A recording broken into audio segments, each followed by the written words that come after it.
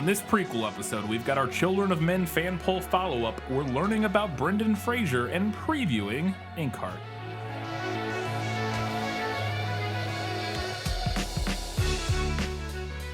Hello and welcome back to This Film With It, the podcast where we talk about movies that are based on books. We have another prequel episode coming to you on this fine summer day. It's not technically summer yet. Oh, it's summer in the Midwest. It feels like it. And it's the worst. It is the worst.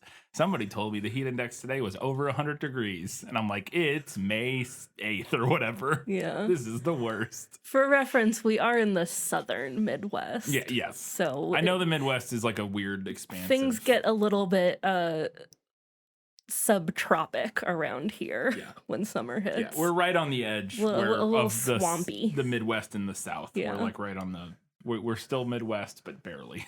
So yeah, it's the worst. But we have a lot to talk about, so we're going to get right into it with our patron shoutouts.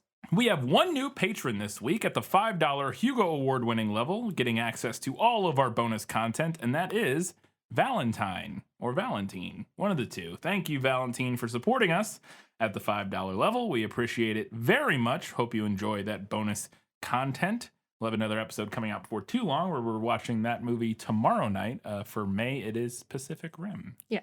So there you go. We look out for that one here in a week or two. And as always, we have our Academy Award-winning patrons, and they are Paul, Kat Ensminger, Ben Wilcox, Jeff Niederhofer, Teresa Schwartz, Ian Says Invaginate, but also Oubliette 2. Still just recommending Children of Time for all my fellow sci-fi nerds. Winchester's Forever, Kelly Napier, Gray Hightower, Eli Youngs, Gratch, Just Gratch, Shelby Says Monsters and Mayhem is out now, That Darn Skag, V Frank, ran out of snark this week, so I'm just Nathan. I enjoy long walks in Forest Park, or I did in college at Wash U, and Alina Starkov. Thank you all very much for supporting us at the $15 level. You are all the very best. Let's find out what everybody else had to say about Children of Men. Yeah, well, that's just like your opinion, man. So before we get to all of our fans' reaction and follow-up, I actually had two things that I wanted to add that I had thought about in the days after we recorded that kind of came to my mind, thinking more, ruminating on the film, of just stuff that I had maybe not even meant to bring up, or I can't remember if I meant to bring them up and forgot, or if I thought about them after we recorded.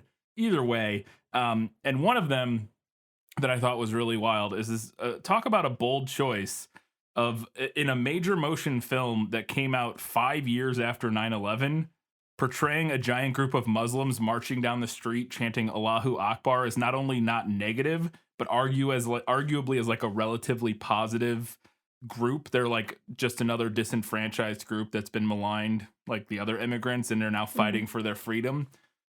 That's kind of wild. I didn't realize for the time period for sure. Yeah, well, that's what I mean. For it's 2006. Yeah, like we're in peak. All of the bad guys in every movie is a Muslim from the Middle East. Like that's. So I was just kind of surprised, and maybe not surprised, but I was like, oh wow. Yeah, a little because struck by it. Yeah, it's one of those things that I think you might even miss if you're not. You might just interpret that group, if steeped in the cultural milieu of the time, without even really thinking about it. You may interpret that group as potentially bad guys or something. Just again because of societally, the portrayal. What kind of as a society we had deemed Muslims chanting Allahu Akbar as enemies at that period of time. And I say we as like a collective society. And so I think viewers might not even have realized, but when you think about it, you're like, no, they're literally just part of the, the rebel, maybe not whatever the uprising. The uprising that is, trying to free all these immigrants from this concentration camp, essentially. And I thought that was interesting. So I thought that was one thing that I wanted to mention because, again, that was just kind of striking. And then a second thing, You had mentioned, that you thought it was, and I agree overall. And I'd be interested to hear other people's perspectives on this. But I thought one thing, you thought it was positive, or potentially a positive thing, that Key, being this person who is, the key to restarting the human race, and saving humanity from extinction, essentially, is a black character, is not a non-white character. Mhm. And I agree, but I also think that there is potentially like a problematic reading of Key being black that kind of jumped into my head from somewhere. And that is the fact that black women have often been dehumanized while being sexualized and seen as valuable for their ability to breed. Yeah. And so, like, a non-zero number of founding fathers were slave owners who also had sex with slaves. And I think within the context of the film, that reading isn't in what is intended, or isn't, No, I don't think so. not even what is intended, but isn't the reading that comes across. But outside of the film, I could see someone finding that portrayal as like potentially iffy. I don't know. I'm not. It's just something I thought of. The movie clearly does not tie her value as a person to her ability to get pregnant, as we discussed in the episode. But it does feel. But that is a problem that throughout history, women of color have faced. So it feels. Yeah, You know what I it's mean? a potentially iffy or problematic reading of it for sure. Like you said, I don't think that's what the movie is like. I don't think that's where the movie is going with it. I don't think that was the intention. It's but, very clearly not the intention. but yeah, even though for it's not the sure. intention, it could still be, but like I said, I do think that it's very clear that the movie is trying to humanize her as a person first, Yes. and the fact that she's pregnant is sort of secondary to her Yes. humanity. As we discussed in the episode, but it was something I thought about that I thought might be worth bringing up and kind of discussing. So anyways, those were my 2 points. What did other people have to say? All right. Well, on Patreon, we had 6 votes for the movie and 1 for the book. V. Frank, who was our patron who requested Children of Men, said, "Thanks for taking the title selection. Best Patreon benefit ever. I'm voting for the movie." You hear that, everybody? $15 patron, and you get to recommend a movie. "I'm voting for the movie, but I have to share the story of my son from several years back. He read the book as part of his English class and hadn't seen the movie. I was watching the film in the living room, and he wandered through just as Key was introduced, and he was mortified at the introduction of a new character. He yelled they completely changed everything from the book and forever maintained that the book was the far better story. One small note, I think the coronation ring is part of the crown jewels of England, and that Zan was wearing it as a means of inheriting the authority of the monarchy." And I think that is accurate. I mostly couldn't remember what the thing about the ring was. Even if that's true, I still think it seems to me that your interpretation was that it obviously. I interpreted it as a little hokey. Yeah, well, I get your critique of it wasn't that like it didn't have any meaning, or why does this ring matter? Or maybe you did say that, but my interpretation of what your critique was that it seemed that this thing like magically bestowed him powers in a way. It did feel a little bit magical, and I mean, to be fair, the book just kind of ends after I've already forgotten his name. Theo puts the ring on. So we don't know what happened after that. Maybe everybody else was like, "No way, man. Right. You can't do that." Yeah. But it did, like, it read to me as like a little bit like, okay, what am I supposed to buy this? Like, what are we doing here? Yeah. Yeah. But I understand like the symbolism of it. Right. Yeah. And then I wanted to touch on, I thought it was funny mentioning, your son seeing the movie and being mortified that the character introduction was changed, and how they changed everything from the book and forever maintaining that the book is far better than the story. I would be interested to know how old your kid was. I mean, you said they read it in high school. I don't know if, right? Isn't that what it's a part of an English class, so it could have been high school, it could have been college. We don't know. Probably high school. But a younger person. Yeah. So I'm assuming that they're seeing the film was around the same time. So like high school, but that is the time in my life where I was also way less open to like adaptations being exactly that, adaptations, Yeah. and wanting them to be just direct translations of book to screen. And I've obviously Mhm. since changed quite a bit in that perspective, but definitely like that was forever a big problem I had when I was young, when the Harry Potter movies were coming out. Was like anytime they changed anything, it Yeah. was just like, Yeah. you know what I mean? And I think that is for sure like a critical thinking skill that you learn. Yeah, that you sort of develop. Ideally. Yeah, as you get ideally. older. Ideally. We had another comment from Jess, who said, I didn't read the book, but I thought the movie was great. I watched it once maybe 4 years ago and just rewatched it for this episode. In the scene where we first arrived to Jasper's house, they panned over newspaper clippings and pictures in the house. I think it showed Jasper being a political cartoonist. Also, I remember seeing an article in that shot of a woman who was a journalist that was captured and tortured, and I think that was supposed to be about his wife, possibly.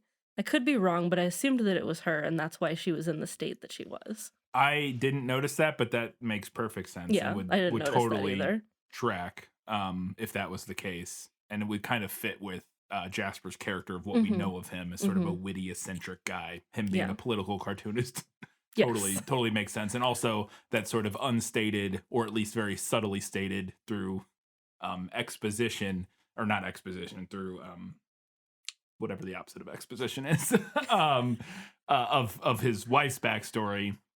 Also, I think makes a lot of sense. And so I would imagine that's probably the case, but we just missed that. Also, after Miriam got dragged off that bus, I think we see her in a later scene when they're passing that riot being carried, presumably dead, on a door frame. I'm not 100% sure, but I thought it was an interesting detail.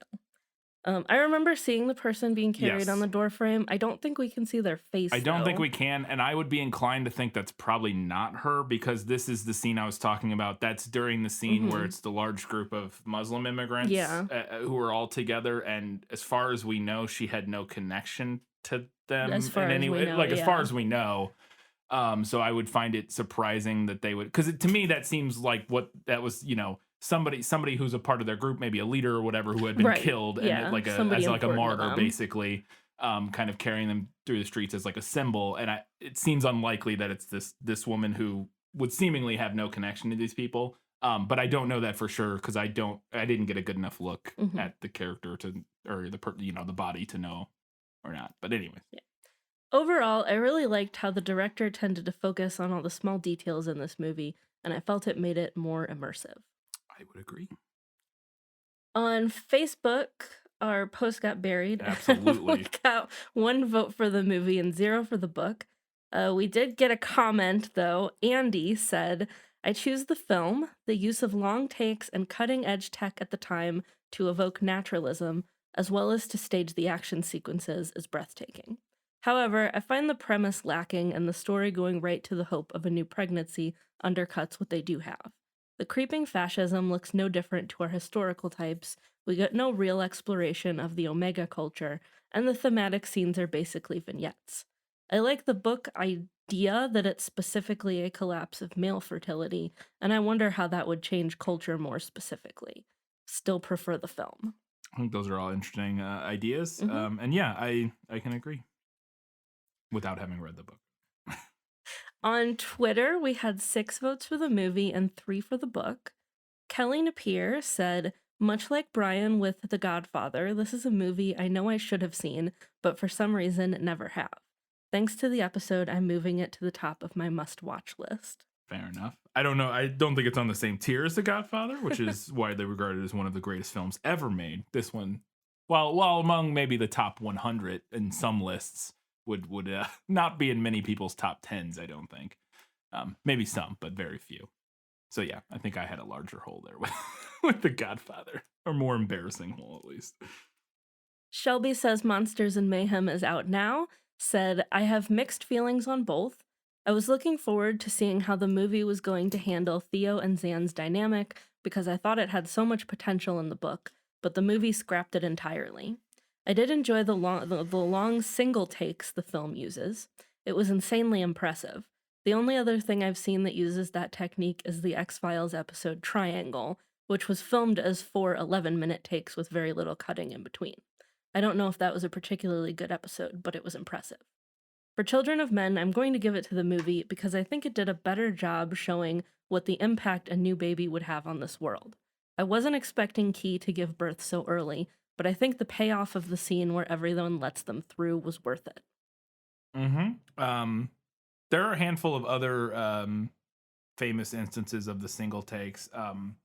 Probably the most famous one that I can think of there's an Alfred Hitchcock film called Rope, which is an entire film that is ostensibly one take. Again, it's not. There are hidden cuts and stuff.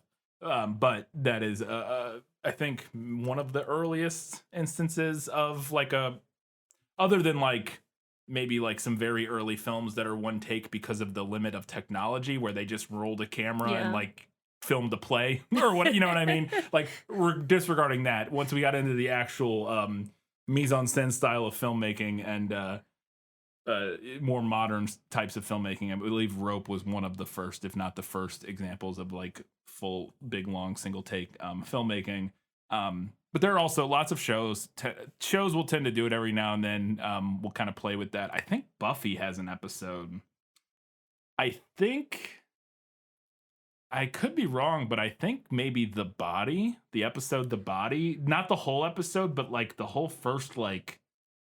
I could be wrong about that. I could be remember, but misremembering. what was the one where they were trapped in a nightmare and there was a demon character, but then it turned out to not really be a demon? It was the one. Remember. It was the one where they announced that dawn was coming, and they're trapped in a nightmare scape. I feel like I remember that one having long takes in it, but I could be wrong. Could be that. I think, like I said, I think Buffy did it at least once, if not twice. But I could be misremembering. We've only watched Buffy once, but yeah, other shows and stuff have done it. But yeah, it's when done well, it is very impressive and can definitely engross you in the film in a way that few other things can. Dan Moore said, "For me, the film represents a superior example of sound storytelling meeting compelling filmmaking. In terms of the film itself, it contains beautiful set design, clever world building, and some of the most impactful cinematography put to screen, up there with The Revenant, in my opinion." So Dan's just a fan of this cinematographer because it's the same guy who did The Revenant, among quite a few other things. But yeah, he's a very good cinematographer. He's I would put him in, especially in modern, current working cinematographers, he's got to be in the top 5, for sure. And also Deakins is also very good though. So anyways. Also with commentary on the cinematography was Len Flekasinski, who said, "It's funny Brian says he got Saving Private Ryan vibes from the cinematography. I was getting strong Minority Report vibes, which makes sense since they're both Spielberg and use the same DP. Yeah, that would make sense. All have a distinct use of color desaturation for their world. Also, it might be fun to do a Patreon bonus for Saving Private Ryan. Unless Katie doesn't like gore, then skip the first 20 minutes. I think I've seen the opening. I've never seen Saving Private most Ryan. Most people, but even if they haven't seen Saving I'm Private Ryan, pretty sure I've have seen the opening. Parts of the opening because it is so iconic in terms of. I feel like I want to say I saw it in a history class at some point. It would not surprise me because that's the. I think we watched parts of. We didn't watch the whole thing in a history class, but I think we watched parts of it because it is, from what I understand, relatively historically accurate in a lot of ways. Obviously not the characters, but the portrayal of the battle and everything going on at the time. Anyways, but yeah, I don't know if I want to watch Saving Private Ryan again. It is a very good movie. I've seen it probably 2 or 3 times. Fantastic film. Just has one of my least favorite scenes in a movie ever. It's up there with it might even be higher than the dog scene in I Am Legend. And I'm sure there are other ones obviously that I haven't seen. And I'm disregarding explicitly shock factor like a Serbian film or movies that are literally explicitly made as gore porn or weird, shocking. There's a scene in Saving Private Ryan, and it's not in the first 20 minutes. It's actually towards the end, that I find impossible to watch. If you've seen Saving Private Ryan, it's the scene where the one guy gets stabbed in the chest. I can't watch that scene. Like, I just can't. It's terrible. I don't know of this scene, but we don't have to watch Saving Private Ryan. But if you don't the want movie to. itself is incredible, and I like a lot about it. And a lot of it, is as fun as a World War II movie can be, because the characters are very, very compelling, and it's it's well written and all that sort of stuff, and it's a very engaging film. But yeah, it's got some, in particular, that one moment that I just it's not my favorite. So on Instagram, we had 7 votes for the movie and 1 for the book. The Leap 77 said, I think like most people, I'm choosing the movie because we were exposed to that first. But I also choose the movie because it is easily one of the most well-made films in the past 20 years. The book certainly built an interesting world, but the movie made a more realistic world, mainly because of current events that expose the human race as a fairly selfish species. Preparing for the future doesn't seem to be built into most DNA strands. Anyway, the changes to the film simply work better overall, especially the underhanded motivations of the fishes. The anti-immigration stuff also hits hard considering I live in a city fairly close to the Mexican border, and there are plenty of individuals who call for this type of treatment to immigrants and refugees.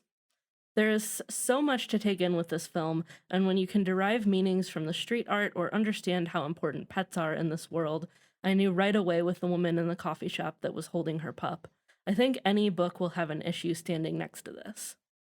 Also, forgot this point, my theory about how Theo and Jasper know each other is that Theo was most likely a media liaison for the government at some point. Jasper's wife was a photojournalist, and he was a political cartoonist, so it makes sense.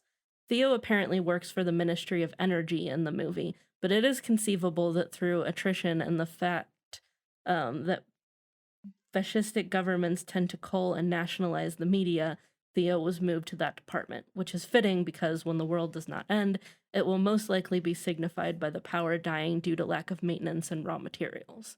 Kind of fitting for an apathetic nihilist like Theo. Of course, Theo and Jasper could have just been friends due to their activism, but that seems too simple. I think what, to me, actually sounds potentially like the most likely could be that piecing all this together with the previous, the comment earlier, is that maybe he was like a media liaison or something. And whenever, assuming that the other commenter was right about Jasper's wife being captured and tortured, maybe at that point, and maybe it was through a similar department that Theo was working in, and he was like, well, fuck this. Like, because him and Jasper became friends or whatever.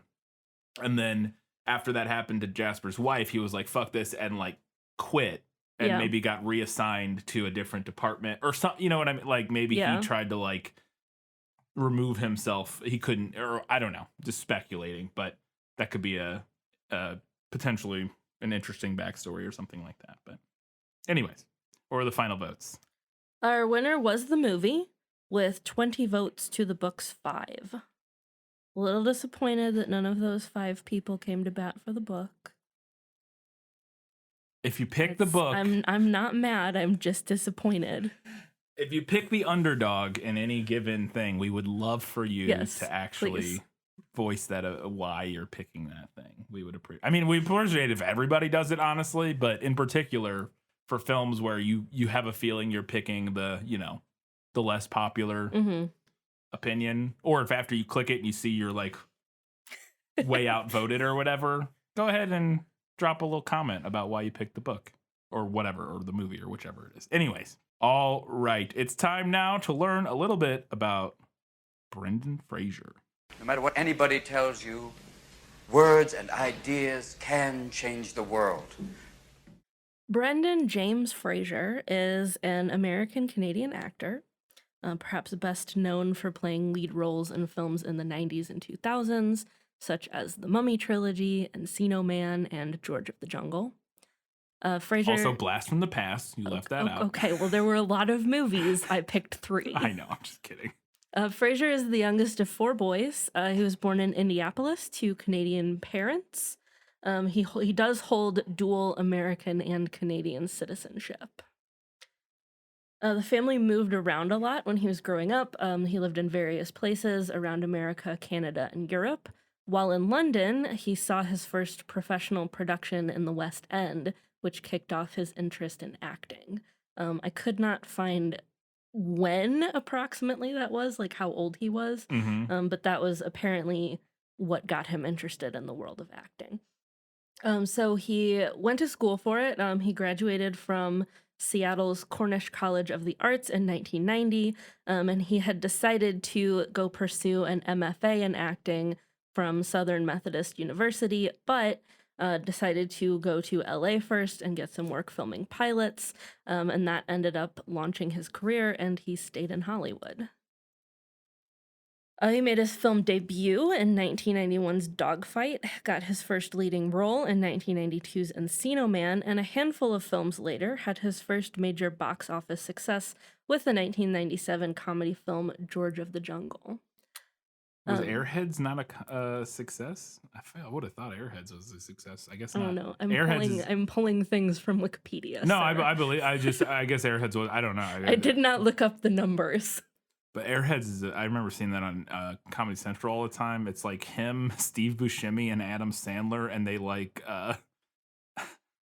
they hold a radio station hostage so that they'll play they're a band and they hold a radio station hostage so that they'll play their demo tape on the radio. God. Anyways. But his biggest commercial success, 1999's The Mummy, The greatest film would ever soon made. follow. The greatest film ever made. He continued to make films and guest star on TV shows throughout the 2000s, but the physical demands of the stunts that he performed in his roles were catching up with him, eventually requiring him to undergo several surgeries over the period of 7 years, including a partial knee replacement, a laminectomy, which is a partial vertebrae removal, and vocal cord surgery. Wow. Probably from all the yelling in The Mummy. He does lots of yelling in those films. On that, Fraser has been quoted as saying, "By the time I did the third Mummy picture in China, I was put together with tape and ice. I was building an exoskeleton for myself daily," Oof. which sounds horrible. Yep. Speaking of horrible, there was another incident in the early to mid-aughts that we do have to talk about, content warning for sexual assault. In a 2018 interview with GQ, Fraser alleged that former Hollywood Foreign Press president Philip Burke groped him at an FPA luncheon in 2003. And although at the time that he was able to remove himself from the situation, Fraser stated that the incident terrified him, saying, quote, "I felt ill. I felt like a little kid. I felt like there was a ball in my throat. I thought I was going to cry. I felt like someone had thrown invisible paint on me." Fraser also told GQ that he considered going public with his story shortly after it happened, but ultimately decided not to because, quote, "I didn't want to contend with how that made me feel or it becoming part of my narrative," which is just like the worst thing I've ever heard. Yeah. However, at the time, his representatives did ask the HFPA for a written apology, which Burke told GQ he wrote. He stated, quote, "My apology admitted no wrongdoing, the usual, if I've done anything that upset Mr. Fraser, it was not intended and I apologize." So not an apology. So Burke, basically. Burke told GQ that he did the bad apology. Yes. What a weird... In 2018. What the fuck? Okay. I don't know. Maybe is this saying it within the context of him then taking responsibility for it in 2018? You know what I mean? I don't think so. No, I don't. Because to me, so. the only way that makes sense, unless the person's a psychopath, is, I admit it. I apologized at the time, but it was a bad apology. I basically said oh, I'm sorry if I did anything that upset you, but now I am actually sorry. That's the only way saying that like that makes any sense. Again, unless you're a legitimate psychopath. I didn't look up anything about Burke. I did read the GQ article, and that was not the vibe that I got. Interesting. Okay. Huh. But Fraser has said that the incident made him feel ashamed and depressed, obviously, and caused him to retreat. He said he also wonders if the HFPA, which, by the way, is the organization that hosts the Golden Globes, had actually blacklisted him. stating, quote, "The silence was deafening," and that he was rarely invited back to the Globes after 2003. Yeah. The FHPA denies this, of course. Yes, of course. So the assault and the ensuing depression and backlash, combined with his health issues, and then he got divorced in 2007, caused his career to decline. So if you've ever wondered why Brendan Fraser was everywhere in the 2000s and not really so much in the 2010s, that's why. Yeah, and that's I had heard at least a little bit of some of the details, because there was a couple years ago, there was like, as he was starting to kind of come back, there was all these videos and stuff of like, where would Brendan Fraser go? What happened to Brendan Fraser? And then, you know, like those YouTube videos. So yeah, I was at least somewhat aware of it, but he is making a bit of a comeback. In 2016, he replaced Ray Liotta, who we just watched in a movie, in the Bollywood thriller Line of Descent. He also had recurring roles in a few TV series, including The Affair, Trust, Titans, and Doom Patrol. A string of appearances that led many publications to label his sudden comeback as the Renaissance. I have seen clips of him in Line of Descent. I don't think he's in very much. I think he's in like a few minutes of it, but he's fucking crazy in a way that is amazing from what I think I've seen. And in 2021, Fraser played gangster Doug Jones in Steven Soderbergh's crime film No Sudden Move. Also in 2021, he was announced to be appearing in several upcoming films, including Darren Aronofsky's The Whale, Max Barbakow's Brothers, and Martin Scorsese's Killers of the Flower Moon. So we will be seeing more. Yeah, of Mr. He's Brendan also, Fraser. I just looked when I went to his IMDb page, I believe he's going to be in Batgirl, the TV show. Cool. Or the movie. I think it's the TV show that's, he was just credited as... Another fun fact about Brendan Fraser, I would leave you for Brendan Fraser. No, that's fair. I would leave you for Brendan Fraser. So there's no leaving needs to happen. Yeah, it's fine. Make that work. Also, if you've ever seen it, there's a delight. I mean, I think there's more than one, but I saw one a while ago of just a wonderful video of him doing an interview with somebody and somebody relaying a message to him about how everybody missed him and was cheering for him and you know, like loved him and blah blah blah, and he gets very like, I saw that. It was very it's sweet. very sweet. Yes. I don't know how you would even Google it. You could probably Google like Brendan Fraser fan message or whatever. You could probably find it, and probably a lot of people have seen it already. Like it blew up on social media. But anyways, if you want a nice little sweet, heartwarming video, go check that out. If you're a fan of Brendan Fraser like we are. All right, it's time now to learn a little bit more about a book that was literally inspired by Brendan Fraser, Inkheart. Yeah. Within the pages of a book, a world of magic awaits. It was Toto that made Dorothy laugh. He was a little black dog with long silky hair. Toto! You're gonna get me in trouble. This is the story you have been waiting to hear. Maybe you'll find it here. Find what? That book you're always looking for. What if you had the power to bring a book to life Inkheart. simply by reading it aloud? So Inkheart is a 2003 young adult fantasy novel by German author Cornelia Funke.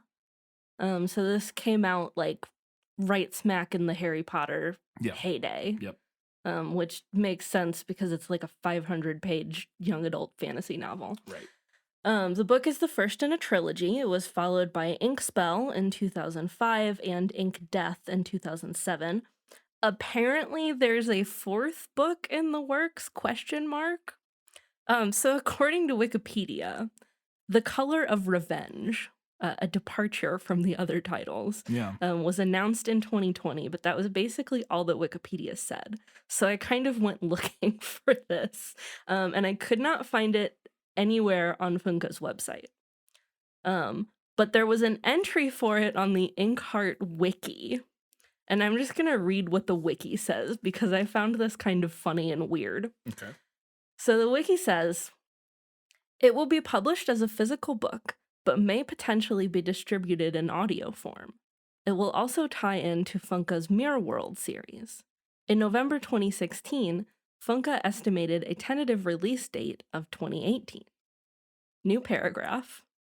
In April 2020, Funka announced that while the book would be released late in 2021, the first 15 chapters would be released as a digital audiobook in April 2020, with the following chapters to be released periodically following. Full disclosure, I did not bother looking to see if I could find that audiobook. A later Amazon listing confirmed a final German release date of the physical book in April 2023. I'm assuming that it just kept getting delayed. I mean, I clearly it just kept getting delayed. My question is that if it's been partially released as an audiobook, I guess I'm just wondering why there wasn't anything about it on her website. I'm betting it hasn't been partially released as an audiobook. Like, this is people saying that it would be, but is there anything to confirm that it actually has? I don't know. So I'm guessing it hasn't been. Yeah, probably not. This is just speculation. Oh, it's going to be released as an audiobook on this date, and then it never did because she was still working on it or whatever. No, I just thought this was funny because I had to read it like 4 times to be like, what are y'all talking about? Anyway, her website is also super delightful, by the way. It's a very classic, like, semi-interactive author website. It's very cute. But it sounds like The Color of Revenge, if it does indeed exist, is going to be a collection of stories that further expands the world of Inkheart. Okay. Not really like a direct continuation of the trilogy. So you're Silmarillion. Yeah, something like that. Or whatever. Yeah. Also, according to the Inkheart wiki, so who knows how accurate this is, but I thought it was funny. Shel Silverstein's poem is used in the English edition because each chapter starts with an epigraph. And it was originally meant to be used for the German edition as well, but Cornelia Funke didn't like the existing German translation and didn't think it was possible to transfer the lightness of the context into German. I think she has issues with German and Germany and German culture, because I had a fact that I cut from mine. I believe I cut it about how she didn't want the film made in Germany because she didn't think the German style of acting she didn't want a German production, like she is German. Yes, I know, but she did not think, this is what I remember where I read this somewhere, but I didn't end up putting it in there because I thought it was so weird. She didn't think the German style of acting was the quote I saw would be able to properly portray the characters and I was like, what? Okay. Perhaps xenophobic so. Against her own country. Would that be xenophobia? I don't think probably it would not the be. right word. Whatever. It's probably not the right word. So anyway, the German edition features a poem by Paul Celan instead. I don't know who that is. I've never heard of him. But Inkheart won the 2004 BookSense Book of the Year Award for Children's Literature. And based on a 2007 online poll, the National Education Association also listed the book as one of its teachers' top 100 books for children. Kirkus Reviews declared it, quote, a true feast for anyone who has ever been lost in a book. And writing in The Guardian, Diana Wynne Jones, a TFIL alum, author of Howl's Moving Castle, stated, quote, I don't think I've ever read anything that conveys so well the joys, terrors, and pitfalls of reading. There you go. So that to me is a pretty weighty endorsement. Absolutely. And I have read this book before, like around the time when it came out. Okay, I remember very little about it. I don't think I read the rest of the series. I do remember liking it, but I've never seen the movie. So we'll see how I feel about all of it now. Yes. Speaking of the film, let's learn a little bit more about 2008's Inkheart. Dustfinger. Traveling fire juggler with magical powers. Your voice brought them out of the book. But what if one book you brought to life? I'm here to warn you. You should be more careful. Took you to another world. It's just like the illustration in the book. It's hideous. Man's got no taste whatsoever. Take it to a dungeon. Lock him up. Unicorn. Flying monkeys. What is this place? You want to go home? I'm here to help. And how do you intend that we escape? The mighty storm? Now, to get back home, they must escape from the book. Inkheart is a 2008 film directed by Ian Softly, known for Backbeat, The Skeleton Key, Hackers, and K-Pax, among other things, and was written by David Lindsay Abaire, who wrote Robots, Rise of the Guardians, Oz the Great and Powerful, and the book for Shrek the Musical, among other things. The film stars Brendan Fraser, Paul Bettany, Helen Mirren, Jim Broadbent, Andy Serkis, Eliza Hope Bennett, and Raffi Gavron. The film has a 39% on Rotten Tomatoes, a 49% on Metacritic, and a 6.1 out of 10 on IMDb. So considerably better on IMDb than other places. Pretty middling, though. Still middling, yeah. I mean, 6 is, fairly low for IMDb. Like, bad movies usually in the 3 to 4 to 5 range. Like, like considered pretty bad movies. So 6 is on the lower side for sure. The film made $62.4 million against a budget of $60 million, so a bit of a flop. Not ideal. At least it recouped. Yeah, not counting marketing, because those budgets never include the marketing budget. This is the cutest thing I think I've ever heard. Shortly after the novel was published, author Cornelia Funke sent a copy of Inkheart along with a note to Brendan Fraser explaining that he was her inspiration for the character of Mo. And apparently she even dedicated the second novel of the trilogy to him and sent him a signed copy. That is adorable. And this quote from Brendan Fraser. So I get this book. It shows up in the mail. Dear Brendan, it's inscribed. Thank you for inspiring this character. I can feel my leg getting pulled already. What? Where's Ashton Kutcher? I hope that you get a chance to read this aloud. That's him speculating on why didn't she send it to Ashton Kutcher? Because he's, I guess, big at the time, whatever. Oh, I thought that was him asking if he was being punked. Oh, I guess, yeah. Okay, that actually makes more sense. I was taking it along the lines of like, you couldn't get Ashton Kutcher? You know what I mean? Like, but yeah, no, you're right. I forgot punked was a thing. That was Sorry. prime punk Good era. Lord, oof, you're right. You're absolutely correct. Sorry for dredging up that memory. That's what's going on there. And then he goes on reading her note, I believe. I hope that you get a chance to read this aloud to your kids one day. Best wishes, Cornelia Funk. I had no idea from a bar of soap who she was, so I Googled her. Wow, so much work. She's prolific. He went on from there, but it didn't make sense. So it must have been in context of a larger interview, so I just cut it off there. But yeah, thought it was fun. And apparently it was this fact that Brendan Fraser was the inspiration for Mo in the book that motivated director Ian Softly and the casting department to consider Fraser for the role as their first choice. Obviously. Also, it's 2008 or whatever, 2007. It's still, he's I mean, the Mummy. He's still fairly big at this time, but a little bit removed from his peak stardom of the late 90s, very early 2000s. Fraser told Softly that if it was determined that he was not right for the role, that they should not feel obligated to use him on the project. Softly, though, was ultimately impressed with his performance and signed him on for the film. Apparently, producers originally wanted a bigger Hollywood star, but on the insistence of Funke, they gave in and accepted Brendan Fraser for the role. A couple other small facts that I was able to find. There wasn't a ton on this movie because, again, it wasn't a huge film. Inkheart was filmed at Shepperton Studios near London and on location in Balestrino, Albenga, Alassio, Entraca, and Laguiglia, Italy in 2006 and 2007. Balestrino, Albenga, Alisio, Entraca, I don't know how to say that one, and Laguiglia, or something like that, Italy, in 2006 and 2007. And this is my favorite kind of movie trivia, and I'm so glad I found this one. Everybody be on the lookout for this. In an early scene in the film at Aunt Eleanor's, played by Dame Helen Mirren, a toolkit is seen next to Brendan Fraser. It is the same toolkit that Rick gives to Evie in The Mummy in The Mummy from 1999. Very exciting crossover. So exciting for us here at this to Film look out is Lit. for this to see the toolkit. We shall see. Another person that was considered for the role of Capricorn, which I believe ultimately went to Andy Serkis, if I'm not incorrect there, was Rowan Atkinson, or Mr. Bean for people who don't know who Rowan Atkinson is.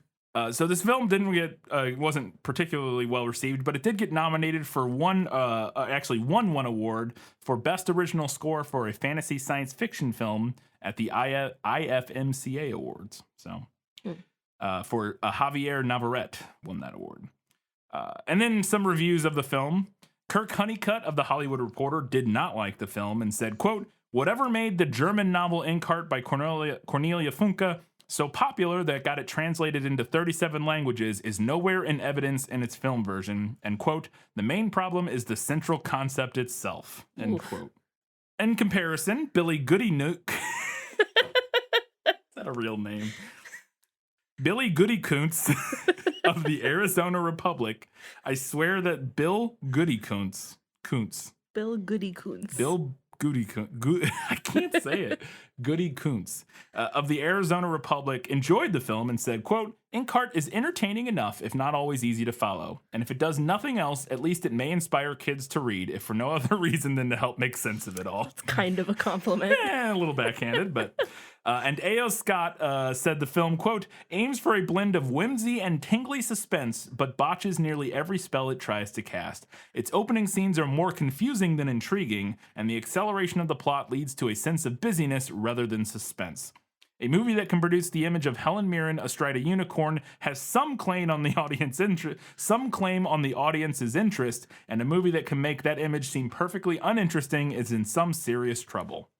So, yeah. It's interesting. This movie has a hell of a cast. Really does. It's got a fantastic cast. It's like down the line, just great. Everybody's great. But apparently, yeah, it's a bit. Now, to be fair, the writer, Robots, Rise of the Guardians, Oz the Great and Powerful, Shrek the Musical, the book for that. Rise of the Guardians, I remember enjoying. Yeah, I liked Rise of the Guardians. I thought it was fun, I don't think I've seen any of that other stuff. Robots is a notoriously not good film, I believe, from like the early 90s. No. Robots, it was, or maybe it is animated. No, I can't recall. What I'm thinking of is animated. Yes, it is that one. Okay. And actually, that's got better. I was thinking of Toys, which is a different film. So yeah, he was also one of like 3 screenwriters on that. But yeah, that is the animated one from 2005. But the other one, the Oz the Great and Powerful, was not good. Yeah. Not a good film from my memory when I saw it. Did not enjoy that, at least the plot. So yeah, I think that some of the issues probably have a lot more to do with writing and direction than any of the cast, shall we say. But anyways, before we tell you where to watch it, we wanted to remind you can do us a giant favor by heading over to Patreon and supporting us there, as we mentioned at the top, or following us on all of our social media platforms and engaging so that we can engage with you in these prequel episodes. And this, in fact, was a patron request from That Darn Skag. So thank you, That Darn Skag, for supporting us for $15 a month on Patreon. And for that, we're going to talk about Inkheart. Katie, where can people watch Inkheart? Well, you can check with your local library. Feel like they might have this. Feel like they might have it, yeah. They definitely have the book. Right. Or if you have a local video rental store, you can check with them. You can stream this with a subscription through Hoopla. What the heck is Hoopla? I believe it is like a almost like what was the name of that one? Canopy. Where you like have to have like a university library sign in, I think is what Hoopla is. Okay. Or if you don't happen to have such a thing, you can rent this for around $3 to $4 through Apple TV, Amazon, YouTube, Vudu, Redbox, or DirecTV. There you go. Lots of places to watch it. Yeah, it's $3 to rent an HD on Amazon, so there you go. I'm excited. Obviously, I'm always excited to watch Brendan Fraser in anything, but I think this should be fun. I'm sure I will find it confusing and frustrating. Yeah, but probably. I think I'm gonna like it. We'll see. Who knows? Who knows? We'll find out in 1 week's time when we watch and talk about Inkheart. And until that time, guys, gals, non-binary pals, and everybody else, keep reading books, watching movies, and keep being awesome.